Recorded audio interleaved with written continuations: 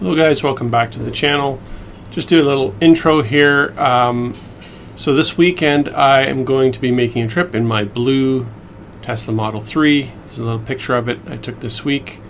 Yeah, there's some dirt and some snow on it. Looks beautiful still. And this is the trip that I am planning to take. And I'll talk about this a little bit. So I live in Prince George, British Columbia, down here. And I'm going to go north from town here, about close to 300 kilometers, a 3-hour drive, and it's going to go through basically a weavy, windy mountain pass, and I'm going to, it's kind of like this is sort of a test to see what kind of range I can get driving north. There's not really any charging stations.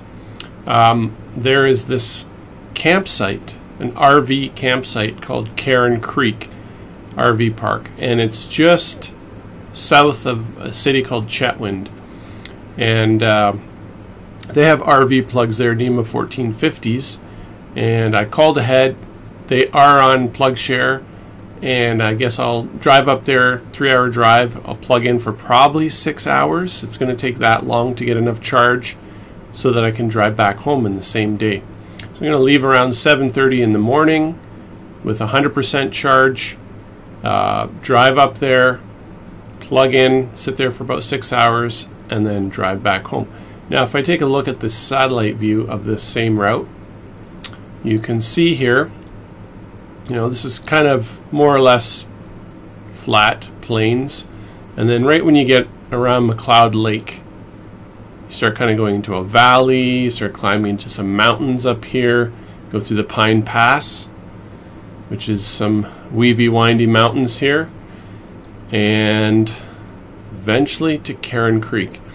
Now, if I take a look at this supercharger map, this is Prince George right here, and you will notice there's no superchargers anywhere even close to where I live. Everything's south. But I mean, they're coming. This one here is coming to Cache Creek, which is great. This one here is in Jasper, which is a beautiful national park. So pretty soon, I mean, I can already drive this way because there are other charging stations in this area from the province. They're just not Tesla superchargers, so they don't show up on this map. But I'm just showing that there's no fast chargers on this route. Now, if I take a look at PlugShare, so this here is Prince George, right here, and there's a bunch of J1772s, and there's also a DC fast charger coming soon, I think in a month or two, in town here, which is great. But you'll notice when you drive north of town, nothing, nothing, nothing, nothing, nothing, and this is that campsite, this RV campsite. I don't have enough range to make it to Dawson Creek. I might be able to make it to Hudson Hope, but it'd be pushing it. And this is winter time. It's going to be, minus 10, minus 15 degrees Celsius out, and just not sure what kind of range I'm going to get going through this mountain pass, and I don't really have any opportunities to make a correction. So this trip will be going to Chetwynd and back. If I click on here, there's not a whole lot that's happened here, but you'll see it's Nema 1450. Apparently they have 60 amp circuits, but if you see my other video, which I will link down below, you only get 7 kilowatts with the portable Tesla charger using the 1450, which means about 40 to 45 kilometers per hour. So it's going to take a while to charge there. And one special note, if you use this campsite to charge, you really should call ahead, especially in the summertime when there's campers there, because they may not have available plugs for you to charge. Anyways, you see one entry here from Ernie. I spoke to Ernie through email, and he talked about this campsite. He said, even here he says ideal to call ahead to make arrangements. Super nice people at the campsite. I will document the process as I get there. Everything, I'll take some pictures. I'll check in through this. I'll explain my charge rates. So let's talk about a better route planner. So I kind of said, okay, if I want to travel from here to that campsite, I start at 100% charge. I will arrive at about close to 11 in the morning with 26% charge. And if I want to charge up to 90%, it's going to take 7 hours. That's 7 kilowatts. And that's what I believe I will get there. And getting home, coming back, I would arrive with 14%. So I'm leaving a little bit of a buffer. I'm hoping this is all going to work out. And if I am successful, then it'll be kind of a good reference point for anyone that needs to travel up to Alaska. Because honestly, if you want to drive, you know, from like California or any of the lower states, you're probably going to have to drive through the city I live in, Prince George, because this highway goes through BC and it goes up here into the Yukon and up into Alaska eventually. So it's a major highway and don't really have many options. So that RV campsite's an important one. So hopefully I'll document this. This will help some of you. A couple last minute things. I have this winter tire package, which I purchased when I bought the car in Vancouver. These rims and tires with the Aero wheels, they're all on the car, 18-inch. So it's just a reference point so you know what kind of range I'm getting, what kind of tires and rims I have. That's what I have. I have the all-wheel drive, long range. And what else? I am charging up to 100% from home using the Tesla wall charger Gen 2 and this Nema 1450. And let's see here if I have it. Yeah, and this video here, if you look on my channel, I think I call it charging options in your garage. I tested 3 different things in my garage. The Tesla wall charger, 70 kilometers an hour. The Nema 1450 was 7 kilowatts and I got 45 kilometers an hour. And then the 110 volt normal wall outlet, you get like 6 kilometers per hour at 1 kilowatt. So again, I don't believe I'm going to get any better than this, even though there's more amps at the plug at the campsite. I believe the portable wall charger that comes with the Tesla won't go any faster than this 45 kilometers per hour. So I will validate all of that and I'll see you on the other side. All right, everybody. So tomorrow morning is the big day. I set this up for scheduled departure Saturday, 7:30 a.m. I put it up to 100% so that I have full charge. I'm driving to Caron Creek. That's where I'm going to navigate to. It's an RV site just south of Chetwynd. I'm going to drive there and back in the same day. I'll probably be charging there 5 to 6 hours just to get enough charge to get home. Just to see if in the wintertime, how far can we go north? What kind of charge do we get with this Model 3 in the cold weather, etc., etc. I really haven't seen much online about it. But a couple things here. So I'm going to charge to 100%. Scheduled departure, kind of cool. Have to do it from the touchscreen. Can't do it from the cell phone app yet, which would be cool if you could. But anyway, so I'll be leaving at 7:30 with 100% charge. It'll start charging whatever time it needs to. And it would be nice if I could tell the battery to precondition as I'm approaching the RV site. But as far as I know, there's no way to do that. But because the trip will be 3 hours long, hopefully the battery will be warm enough so that when I get to the RV site, I'll get full speed charging there so I don't have to wait too long to get enough charge to get home. So that's what we've got going on there. One quick thing to check in the trunk. Am I prepared for this long journey? Spare tire. I talked about this in another video. This is one of the times I actually put it in the back here. Got my Tesla charging kit, have my Tesla adapter kit that I had to buy. These are extra adapters, so I have the Nema 1450 adapter because that's what the campsite uses, RV plug. We've got 50 amp plugs there. I've called ahead to check. So we've got some emergency stuff here. I've got some other first aid kits in that section down there. What the heck, let's take a quick look. And charging cables just in case, and a Chetwynd adapter. Yeah, that kind of stuff. And it's kind of mostly it. So, see you guys tomorrow morning. Ladies and gentlemen, the morning has arrived. We will be taking this car up to Chetwynd. It's minus 15, pretty cold out, and we are going to do this. Wish us luck. Hello everybody, welcome back. Okay, quick secondary intro. So I made it to the RV site and back, and I just want to do a little narrative before we get into some of the clips. So this is us right sort of at the highest point of the Pine Pass. There's the Model 3 parked on the side of the road, beautiful backdrop of the mountains. Google gave me this nice panoramic picture. So this is north, this is south, and this is me parked on the side of the highway, the roof of the Model 3.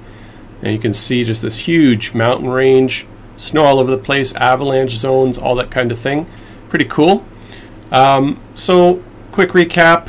So I drove, close to 300 kilometers, 277 kilometers, 3 hours through the mountain range. The temperature bounced around anywhere. I think we left at about minus 15 degrees Celsius. It dropped, it like jumped all over the map. It went to plus 3 degrees at the campsite and everything in between. So we went down to, I think, minus 20 was the coldest, and that was sort of in this lower half, just around Bear Lake, north of Bear Lake. And then in the mountains was cold, and then it got really warm just north of the mountain range over here. So that was interesting. And just a few things to mention. I had just upgraded to, it doesn't show the version here, but this would have been 2020.8.3. That was the latest update. I just upgraded. Didn't have any updates in terms of what was in that version, but I did have the latest firmware for the car. This was a picture of us arriving at the campsite. We had 20% charge left. We left home with 100% charge. You can see here Sentry mode was turned off, all the critical functions turning off, because once you get to 20% or less, that's what happens. But this is us at the RV site. When we first arrived, it was minus 6. But very quickly it went to plus 3. The sun came out and it was pretty warm the whole day. We had to roll the windows down for like the 7 hours that we were there. And what's next? So this is a picture of the Caron Creek RV site. Lots of places to plug in. If you're going to use this site, if you want to go up the Alaska Highway, make sure you call ahead first. They're pretty friendly. They're pretty reasonable. But if it's during the summer season when lots of RVs are there, just make sure that they have something available. And they do have free Wi-Fi and laundry and bathrooms and all that. That was great. And they have a nice long trail that goes right down to the river, to the Pine River. So we did that in the winter. It was somewhat well maintained, and so there's lots to do there, or at least a fair amount. And it is just, if I look up here, it's just south, 15 kilometers south of Chetwynd, but there's no charging stations in Chetwynd. There are charging stations in Dawson Creek. There is charging in Hudson Hope. I believe I could have made it definitely to Hudson Hope, probably to Dawson Creek if I drove a little bit slower in a single charge with my all-wheel drive long-range Model 3. I think you could have made it even in the winter with some careful driving. So that's just a side note. And what else? So this is just a picture here of the Nema 1450, and I had to buy this adapter from Tesla. It's like a dryer plug kind of adapter, and plugged it in and I was good to go. You can see the charging was really slow because the portable wall charger only goes up to 32 amps. Even though the campsite, I think they had 50 or 60 amp plugs, the portable charger from Tesla only goes up to 32. So sadly, I only got about 7 kilowatt hour charge per hour, which is about 40 kilometers of range per hour. That's just limited because of the portable charger. I'm sure there's got to be a better option for that. I know if there were DC fast chargers like a BC Hydro or a Tesla supercharger, obviously this would have been lightning fast, and that's what we really need. That's I think the moral of the story here for this trip. While you can charge at an RV site, less than ideal. No one wants to spend 6 hours charging.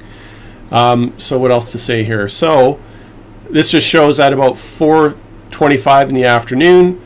After that amount of time, I got up to 66% charge, 339 kilometers. That gave me about a 5% buffer.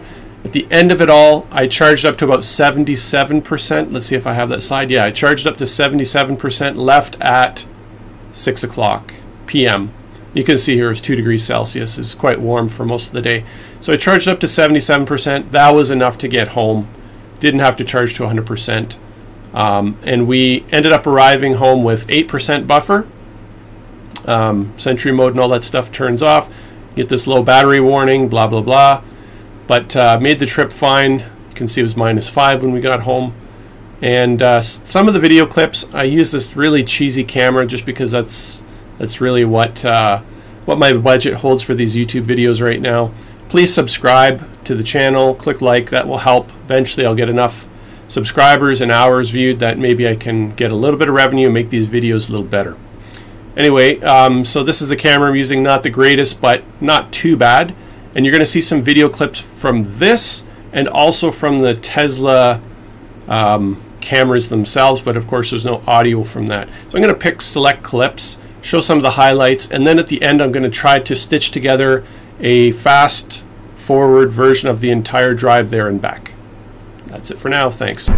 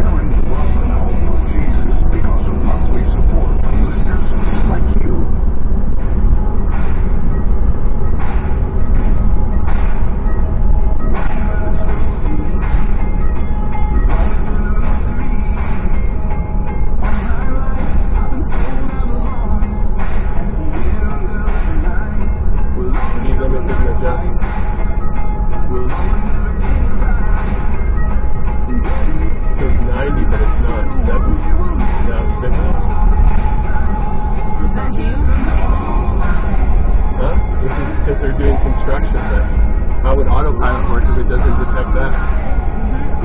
You gotta be able to pick it up. So I have that on video to show. This did not adjust. Alright guys, here we are in the Pine Pass. You can see the Model 3 right there on the side. Gorgeous mountains here. It's freezing out here. We are about 100 kilometers or an hour away from the campsite where we're going to recharge, and absolutely beautiful here. Lots of snow has been falling here in this mountain range over this winter. Roads are pretty clear, so that's cool, and catch you on the other side.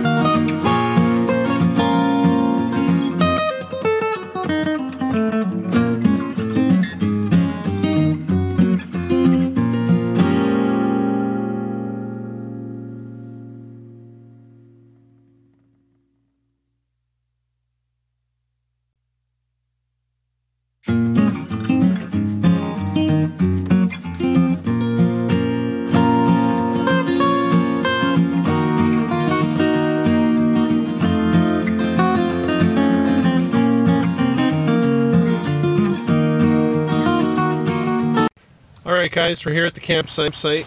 The plug is right there. I'll show more in a bit. But we arrived with 20% charge here at the campsite. There's the guy right there. All right, everybody, so we are plugged in. This is our portable charger. And right over here is the Nema 1450. We'll just take a look and see what kind of charge rate we're getting, but we arrived with 20%. And by the way, there's lots of these plugs, right? They're all over the campsite. And what kind of charge rate are we getting? Exactly as we suspected, 7 kilowatts. So, if we were to go to 100%, it would take 10 hours, but we're not going to do that. We are going to go to 90%.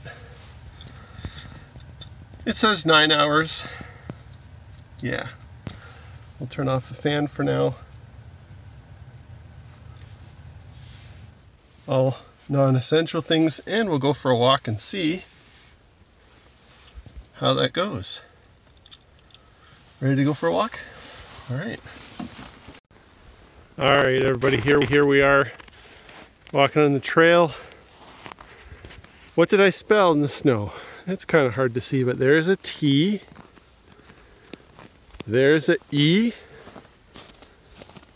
There's an S. There's an L. And far away there's a A. That spells Tesla. Hello everybody, welcome back to the channel. So we now, just 1 or 2 minutes ago, we left the campsite. We charged up to 77%, which was about 400 kilometers of range. We're hoping that that should be enough for us to make it home. We're just going to drive right around the speed limit for the rest of the drive home, and that should do well. So it took us about 8 hours of charging to get up to this point, just because the portable wall charger only goes up to 32 amps and 40 kilometers per hour of charge, so it took a while to get that charge in.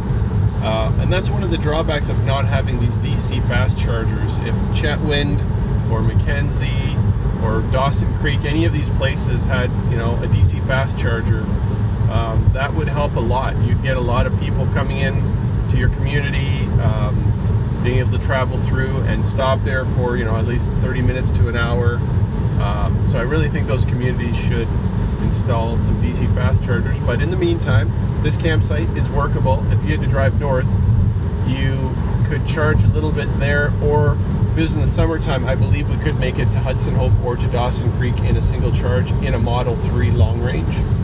But in the wintertime, you might be able to do it, but it'd be very close. You'd be pushing it. If you drove more slowly, a little bit under the speed limit, you could make it. Anyways, that's it for now. We will record the drive home, and you guys will be able to see the rest of the video later. Thanks.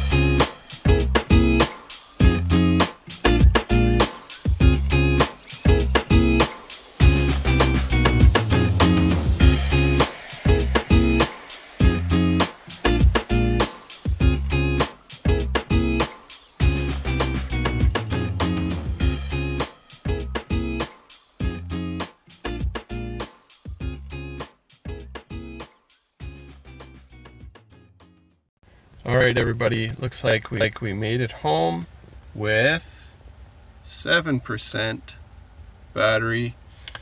The drive home, we drove 278 kilometers, 3 hours, and we still have 7% left, which was the buffer. I think we had originally 12% buffer. It told us on the energy graph. Right here. So yeah, it said more than this, but anyway, it's all good. Made it home. We just went a little bit slower to make sure that we had enough buffer in our range, and everything's looking good. So yeah, you can make it to Chetwynd, I believe, with a full 100% charge, not driving too fast. Good to go.